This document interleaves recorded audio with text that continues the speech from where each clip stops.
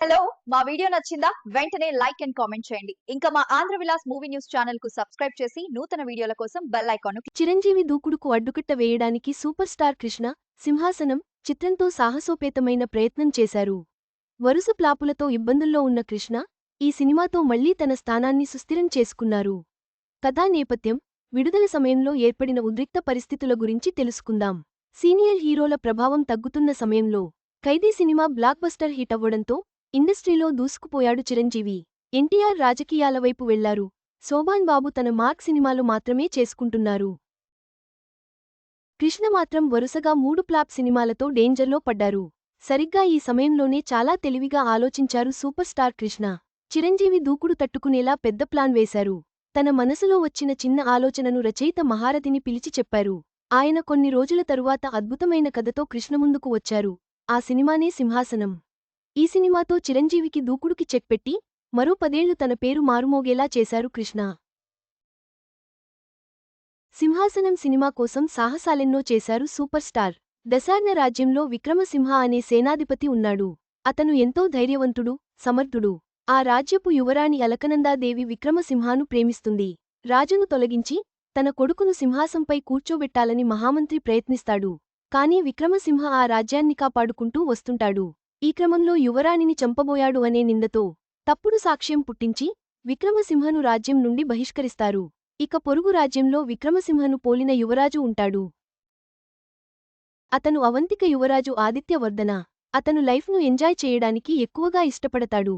తన రాజ్యంలో నృత్యం చేసే జస్వంతిని అతను ఇష్టపడతాడు. అతని ప్రవర్తన ఆ దేశపు రాణికి ఇష్టం ఉండదు. అతను చేసే పనులు ఆమె సహించలేకపోతోంది.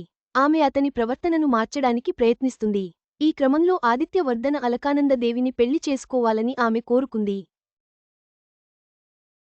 కాని ఆదిత్యవర్ధన అడవిలో వేటాడేందుకు వెళ్ళినప్పుడు అతను చందన అనే విషకన్యను చూసి ప్రేమలో పడతాడు. చందన కూడా అతన్ని ప్రేమిస్తుంది. కొన్ని సంఘటనల తరువాత చందన తాను విషకన్యనని తెలుసుకుని ఆత్మహత్యకు ప్రయత్నిస్తుంది. కాని విక్రమసింహ ఆమెను రక్షిస్తాడు.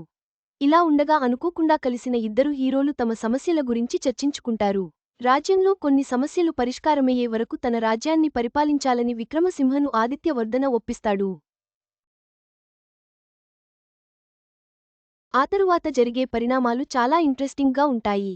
మహామంత్రి కుతంత్రాలను ఈ ఇద్దరు ఎలా ఫేస్ చేశారు, తమ రాజ్యాలను ఎలా రక్షించుకున్నారు, చివరకు ఏం జరిగింది అనేది ఆడియన్స్కు ఎంతో ఉత్కంఠను కలిగించే climax. First James bond movie, first cowboy movie, తొలి తెలుగు సినిమా స్కోప్ చిత్రం, ఫస్ట్ కలర్ సినిమా, ఇలా కృష్ణ టాలీవుడ్కు అందించిన టెక్నాలజీ అంతా ఇంతా కాదు.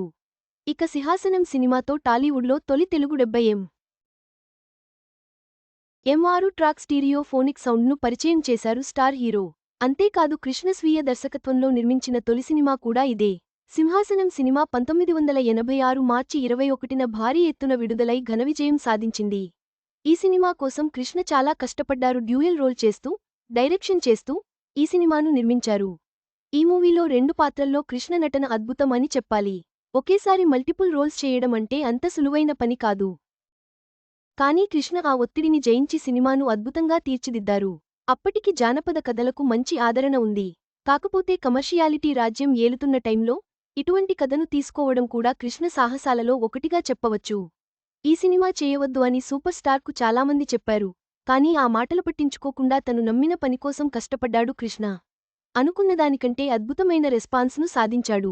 సింహాసనం సినిమాను తెలుగు భాషలో నిర్మిస్తూనే హిందీలో కూడా స్టార్ట్ చేశాడు. తెలుగులో సింహాసనం, హిందీలో సింగాసన్ పేర్లతో 2 భాషల్లో అత్యంత భారీ బడ్జెట్తో ఈ సినిమా 60 రోజుల్లోనే షూటింగ్ పూర్తి చేయబడింది. ఈ సినిమాలో ఒకరు తక్కువ, మరొకరు ఎక్కువ అని లేదు. అందరూ నటులు అద్భుతంగా పెర్ఫార్మెన్స్ అందించారు.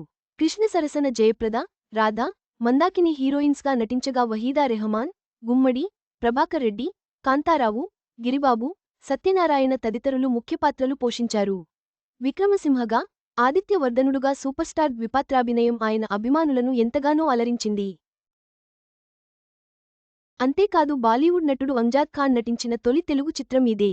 జయప్రద, రాధా, మందాకిని అప్పట్లోనే వయ్యారాలతో మురిపించే ప్రయత్నం చేశారు. ఇందులో కృష్ణ గెటప్స్, మేకప్ కూడా ప్రత్యేక ఆకర్షణగా నిలిచింది.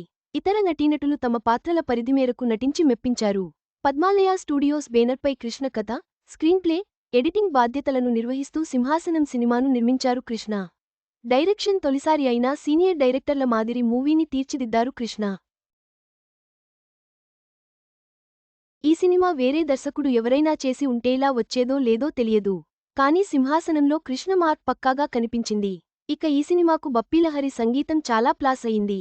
మూవీలో పాటలన్నీ సూపర్ హిట్ అయ్యాయి. సింహాసనం సాంగ్స్ ఇప్పటికీ వినిపిస్తూనే ఉంటాయి. కొన్ని సినిమాల్లో ఈ పాటలు రీమేక్ కూడా చేశారు. ఆకాశంలో ఒకతార నా కోసం వచ్చింది ఈవేళ, వాహ్వా నీ యవ్వనం లాంటి పాటలు ఈ తరం ఆడియన్స్ కూడా చాలా ఇష్టంగా వింటుంటారు. అంతేకాదు మహారథి రాసిన మాటలు, వి.ఎస్.ఆర్. స్వామి ఛాయాగ్రహణం, భాస్కరరాజు కళా దర్శకత్వం, సి. మాధవరావు మేకప్, సీను నరుత్య దర్శకత్వం, అజయ్ దేవగన్ తండ్రి వీరు దేవగన్ ఫైట్స్ సినిమాసనం సినిమాను టెక్నికల్గా ఓ రేంజ్కి తీసుకెళ్లాయి. ఇలాంటి ప్రయోగాలు చేయొద్దు అని ఇండస్ట్రీ పెద్దలు కృష్ణకు నచ్చచెప్పారు. కానీ కృష్ణ ఏమాత్రం తగ్గలేదు. 2-3 సినిమాలు చేసే టైంను ఈ ఒక్క సినిమాకే కేటాయించాడు సూపర్ స్టార్. అంతేకాదు ఈ సినిమా కోసం పనిచేసే టెక్నీషియన్స్ను కూడా సొంత మనుషుల్లా చూసుకున్నారు కృష్ణ. యూనిట్ టీం అందరికీ షూటింగ్ అయిపోయే వరకు నాన్ వెజ్ భోజనాలు ఏర్పాటు చేయించారు. సినిమా హిట్ అయిన తరువాత వారికి జీవితాంతం గుర్తుండేలా బహుమతులు కూడా అందించాడు కృష్ణ. సింహాసనం సినిమా కోసం ఆ కాలంలోనే దాదాపు 50 లక్షలతో భారీ సెట్లు వేశారు. ఈ బడ్జెట్తో 2-3 చిన్న సినిమాలు నిర్మించవచ్చు. పద్మాలయ స్టూడియోస్లో వేసిన ఆ సెట్ చూడటానికి ఇండస్ట్రీలో ఉన్న పెద్దలు వారి కుటుంబాలతో కలిసి వచ్చేవారట. సింహాసనం సినిమాలో మరో విశేషం ఏంటంటే, కృష్ణ తెలుగు సంగీత దర్శకులను కాదని, మొదటిసారి బాలీవుడ్ నుంచి బప్పీలహరిని టాలీవుడ్కు పట్టుకొచ్చారు. అప్పటినుంచి బప్పీలహరి టాలీవుడ్లో బిజీ అయిపోయాడు. అంతేకాదు ఈ సినిమా కోసం బాలీవుడ్ నుంచి మందాకినిని కూడా టాలీవుడ్కు పరిచయం చేశారు కృష్ణ. తెలుగులోనే ఈ సినిమా పెద్ద సాహసం అంటే. మరోవైపు హిందీలో కూడా ఒకేసారి ఈ మూవీని స్టార్ట్ చేశాడు కృష్ణ. 2 భాషల్లో రిలీజ్ చేసి పంతం నెగ్గించుకున్నారు. ఇంత సాహసం రిలీజ్ చేసిన సింహాసనం సినిమా అనుకున్నదానికంటే ఎక్కువగానే రెస్పాన్స్ను సాధించింది. కృష్ణ అభిమానులు తండోలపతండాలుగా వచ్చి సినిమాను చూడటం మొదలుపెట్టారు. ఈ మూవీ రిలీజ్ టైంకు రోడ్లన్నీ నిండిపోయాయి. మూసేసిన థియేటర్లు కూడా సింహాసనం సినిమా కోసం తెరుచుకున్నాయి. ఈ సినిమా రిలీజ్ టైంల థియేటర్స్ దగ్గర ఓపెనింగ్కి వచ్చిన భారీ క్రౌడ్స్కి ట్రాఫిక్ జామ్ అయి ట్రాఫిక్ని వేరే రోడ్లవైపు డైవర్ట్ చేయాల్సి రావడం అప్పట్లో సంచలనం సృష్టించింది. విజయవాడలో అయితే సింహాసనం సినిమాకు వచ్చే క్రౌడ్ను తట్టుకోలేక కొన్ని థియేటర్ల దగ్గర 144 సెక్షన్ కూడా పెట్టాల్సి వచ్చింది. టికెట్ ఉంటేనే ఆ వీధిలోకి అనుమతించే పరిస్థితి. టాలీవుడ్ చరిత్రలో ఒక సినిమా కోసం 144 సెక్షన్ పెట్టడం అదే మొదటిసారి. కృష్ణ కూడా ఈ విషయాలను చాలా ఇంటర్వ్యూలలో పంచుకున్నారు. సింహాసనం సినిమా రిలీజ్ అయి చరిత్ర సృష్టించింది. ఓపెనింగ్స్ పరంగా ఆ రోజుల్లోనే ఆల్టైమ్ రికార్డు సృష్టించడమే కాకుండా శతదినోత్సవం, రజతోత్సవం జరుపుకుంది.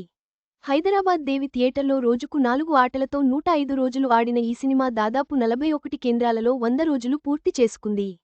తెలుగు, హిందీలో కొన్ని రోజుల గ్యాప్తో రిలీజ్ అయిన ఈ సినిమా దాదాపు 2.5 కోట్ల వరకు కలెక్షన్లు సాధించింది. తెలుగులో మాత్రమే 1,50,00,000కు పైగా వసూళ్లు సాధించింది సింహాసనం సినిమా. ఇక చెన్నైలో సింహాసనం సినిమా సరికొత్త రికార్డును క్రియేట్ చేసింది. మద్రాసులో శతదినోత్సవం జరుపుకున్న మొదటి సినిమా ఇదే. ఈ సందర్భంగా విజిపి గార్డెన్స్లో 100 రోజుల వేడుక జరిగినప్పుడు కృష్ణ అభిమానులు వేల సంఖ్యలో తరలిరావడం తమిళనాడు ప్రభుత్వాన్ని సైతం ఆశ్చర్యపరిచింది. దాదాపు 400 బస్సుల్లో ఫ్యాన్స్ చెన్నై రావడం తెలుగు, తమిళ ఇండస్ట్రీల్లో పెద్ద చర్చకు దారితీసింది. ఇక ఈ సినిమా చూడాలని అనుకునేవారికి యూట్యూబ్లో అందుబాటులో ఉంది. మొత్తంగా కృష్ణ సింహాసనం కేవలం ఒక సినిమా కాదు, అప్పట్లో చిరంజీవి ప్రభావాన్ని తట్టుకోవడానికి చేసిన ఒక వ్యూహాత్మక అడుగు. 144 సెక్షన్తో సహా ఎన్నో అడ్డంకులను ఎదుర్కొని సూపర్ స్టార్గా కృష్ణ స్థానాన్ని మరింత పటిష్టం చేసింది.